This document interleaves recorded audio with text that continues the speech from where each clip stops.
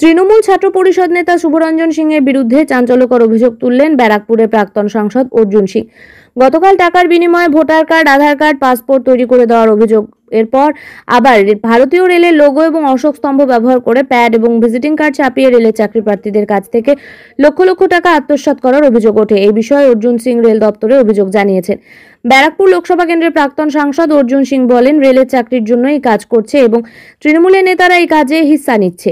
কাঁচরাপাড়ায় রেলের ওয়ার্কশপে চলে যান, ওখানে কিছু অফিসাররা আছে, দীর্ঘদিন ধরে ওয়ার্কশপে চাকরি করছে, ওদের ট্রান্সফার হয় না, পোস্টিং হয় না। ওখানে এমএলএ তথ্য ধানে লোহা চুরি হয়, 10টা নকশান হবে, তার মধ্যে একটা মাল বিক্রি হয়ে যায়। যে রেলে চাকরি করে না সে কি করে এই লোগোটা ইউজ করতে পারে? আমি এটা জানতে চাইনি, আমি এটা অফিসিয়ালি কমপ্লেন করেছি, আমার টুইটে এটা লেখা আছে।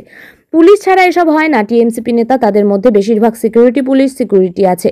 শুভরঞ্জনের ব্যাকগ্রাউন্ড হলো চিটিংবাজি করা, না হলে এরকম কেউ করতে পারে? এর পেছনে টিএমসি নেতারা আছেন, পার্থ ভৌমিক, বাবলা বোস, এরা সবাই ইনভলভড রয়েছে এর মধ্যে বলে বক্তব্য করেন তিনি।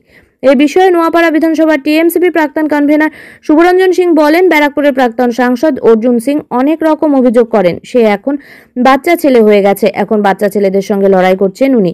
এবং তিনি আরো বলেন, আমি দায়িত্ব নিয়ে বলছি, এটা পুরোটাই ফেক।